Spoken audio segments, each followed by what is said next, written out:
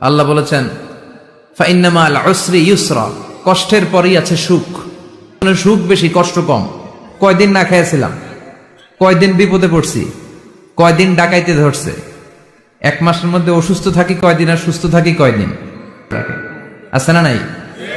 তার মানে ইন্না মাল উসরি ইউসরা, দুঃখের পরে আছে সুখ, মোটিভেশন, প্রাণটা। আসলে তো দুঃখের পরে সুখ। এজন্য কষ্ট যখন পাবেন, অসুস্থ যখন হবেন, ওইখানেও আনন্দ করবেন, কারণ সামনে আরাম আসতেছে। সুবহানাল্লাহ পড়েন। মুমিন, সুবহানাল্লাহ পড়েন। মুমিনের হারাবার কিছু নাই, দুঃখ পাওয়ার কিছু নাই। মুমিন অসুস্থ হলে অসুস্থতার মাধ্যমে, তার রোগের মাধ্যমে তার গুনাহ ঝরে যায়, সে আল্লাহর কাছে প্রিয় হয়ে ওঠে। তা আমাদেরকে কেউ হারাইতে পারে? কথা বলেন, আমাদের কেউ ভয় দেখাইতে পারে?